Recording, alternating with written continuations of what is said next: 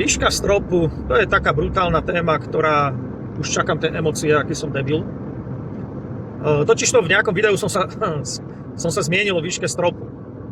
A niekto mi vraví, no ale 2 metre je málo, lenže ja som 2 metre nikde nepovedal. Ale to je jedno, a po poriadku.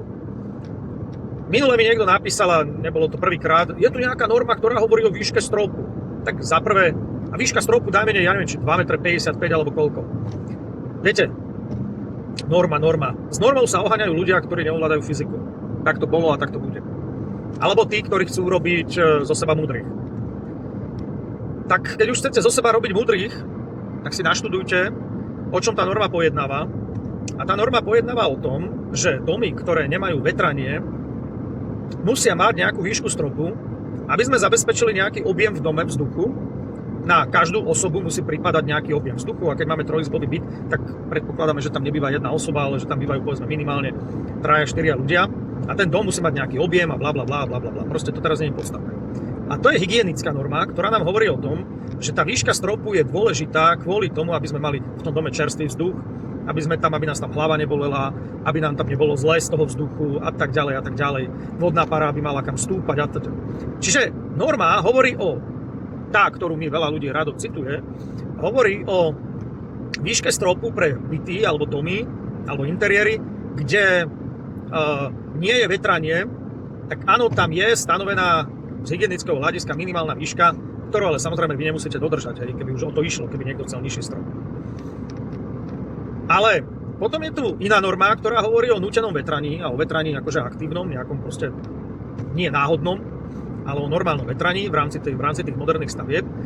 A tam je napísané, že výška stropu, už nie je nutné dodržať výšku stropu kvôli vlhkosti, kvôli stúpaniu vlhkosti hore, proste kvôli tej kvalite vzduchu, lebo o kvalitu vzduchu sa stará vetranie. Teda tá aktívna nejaká vetracie zariadenie, ktoré dnes voláme povedzme ventilácia so spätným využitím tepla, ľudovo nazývané rekuperácia. Ale tam sa hovorí o výške stropu zase z iného hľadiska, povedzme z hľadiska svetelného, že keď je ten strop moc nízky, tak nejakým spôsobom to môže brániť svetlu, prípadne ak tam budú bývať vysokí ľudia, ak má niekto 2,20 m, nedá si strop 2,20 m. To je asi nelogické. A ja tvrdím jednu vec. Ja som bol, iba taký príklad. Boli sme vo Viedni na nejakej akcii, ešte keď som robil vo výskumnom centre, tak sme tam sa boli stretnúť proste s niekým kvôli nejakým dotáciám a tak ďalej, bol to nejaký projekt. A v centre Viedne sme boli na hoteli a už vtedy som riešil túto otázku s ľuďmi, že aká je výška stropu a tak ďalej.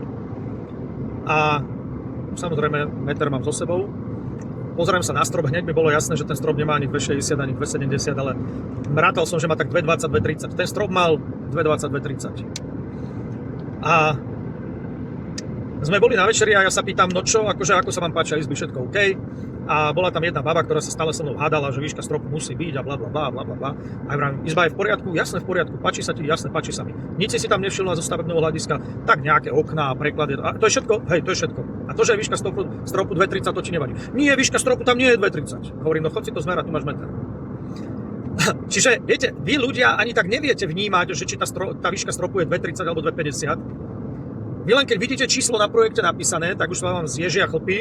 Ježišmaria, tam nie je 2,50, čo ideme robiť? No, nič. Jak meriam 1,70 m, 1,80 m, nebudem si dávať výšku stropu 3 metre. Ak meriam 2,10 m, nebudem si dávať výšku stropu 2,20 m. Proste, môj názor je taký, že výška stropu by mala byť zhruba 50 cm nad najvyššieho človeka v tej domácnosti. Čiže ak v domácnosti je muž, ktorý má 2 metre, tak výška stropu by mala byť podľa môjho názoru 2,50 m, že vtedy je to v poriadku. Ale ak tam žijú ľudia, ktorí majú výšku 1,70 m, tak úplne v pohode môžu mať výšku stropu 2,20 m. Jednak aj okná sa lepšie umývajú a tak ďalej. Napríklad ľudia, vy stále riešite aj výšku parapiet. Všade je 90, no pre Boha, ale ja som mal jednu pani, sme jej robili tiež dom, ale ona mala možno 1,60 m. A ona vraví, no ale keď to bude tak vysoko, tak ja nedočiahnem ani na kuchynskú linku, ten parapet je mi vysoko, tá kuchynská linka je mi vysoko. No tak dobre, tak jednoducho dali sme jej parapety na 75 cm, kuchynská linka išla na, ja neviem, myslím 80 cm, celá tá kuchynská linka sa znížila, tá pracovná doska išla na 80. A takto sa to proste všetko poznižovalo na jej výšku. Ale bol tam jeden murár, taký, lebo tí murári sú múdri jak televízor, No a veď to, ale však veď to je pre teba dobré, ale pre iného to bude zlé. A ja hovorím, a ten dom stavať čo pre celú dedinu alebo pre seba? Však ten dom pre seba stavia. No a keď ho predá, no tak keď ho bude predávať, buď ho niekto kúpi alebo ho nekúpi a je to vybavené. A keď zomre, tak je to môže byť jedno. Ale ona si stáva dom pre seba. A to je ďalšia vec, ktorú vám rozprávam vždy. Nestávajte dom pre návštevy, pre kamarátov a pre pol mesta. Stavajte si to pre seba. Nikdy to nerobte pre ostatných. Mne osobne stačí výška stropu 2,20. Nebudem si dávať 2,50. A teraz, ja nedostaneš stavebné povolenie. Tak teraz vám niečo poviem. Keby už tam bol taký natvrdlý úradník, ktorý nepozná normy a silou mocou by robil zo seba múdreho, čo oni vedia, lebo on zistí v 40-ke, že vlastne celý život preflákal a robí niekde na úrade za 5,50, ale inak o sebe vie, že je celkom inteligentný, tak on to začne srať a začne tam proste trucovať a všetkým robiť napriek. Tak takémuto mudrlantovi urobím jednoduchú vec. Do projektu nakreslím aj 2,60, v skutočnosti si urobím 2,30 a je to vybavené. On keď príde na kolaudáciu, tak za prvé nepríde na to, že je tam 2,30. Za druhé, keď na to príde, tak to nie je závada, kvôli ktorej vás stavbu neskolaudujú. Proste ju skolaudujú, len napíšu do závad, že jednoducho je tam závada, výška stropu. Maximálne, čo vám môžu dať, dodať projekt skutočného vyhotovenia stavby. A to je celé. Ale stavbu máte skolaudovanú. Takže pre takých trucovačov je tu takéto riešenie a teraz už vidím, ako mi tí projektanti píšu všetci, že ľudí nahováram na zle. Hej, nahováram. Na normálne, nie na zle.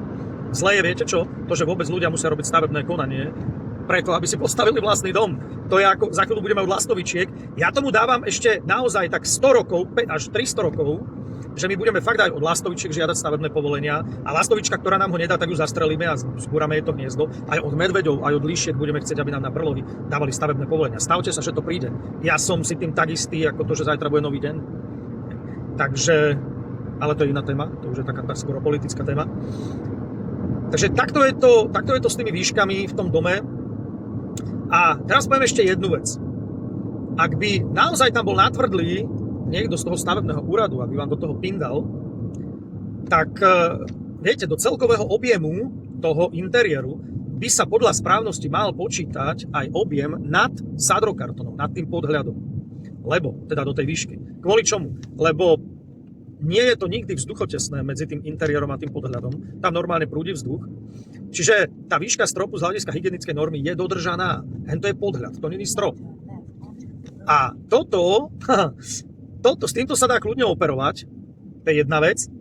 A druhá vec, keby ste zistili od vašich známych, že ten premotivovaný, hyperaktívny debil na tom stavebnom úrade, ktorý všetkým robí problémy a vôbec si neuvedomuje, že on je taký istý človek ako my a on vlastne naháňa prachy nejakému imaginárnemu štátu a zastupuje nejaké nezmyselné imaginárne predpisy, tak s tým vybabrete veľmi jednoducho. Nerobte ten podhľad a skolaudujte si barák.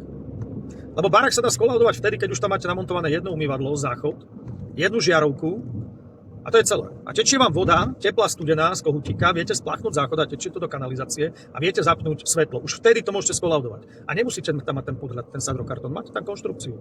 Ja to tak chcem mať, mne sa to páči, proste to je imidžovka. A on vám vtedy zmerá výšku stropu, zistí, že je tam 2,70. Dobre, máte to dobre. On odíde, skolauduje vám, dáte sadrokartón, vybavené. Čiže všelijako sa s tým dá hýbať, len treba rozmýšľať a netreba sa báť. Keď sme pri tej kolaudácii, to je úplne iná téma, ale to už som spomínal, trieda A0 nie je podmienkou pre kolaudáciu. Je to len podmienka pre vydanie stavebného povolenia. Ale to už som nejako video hovoril.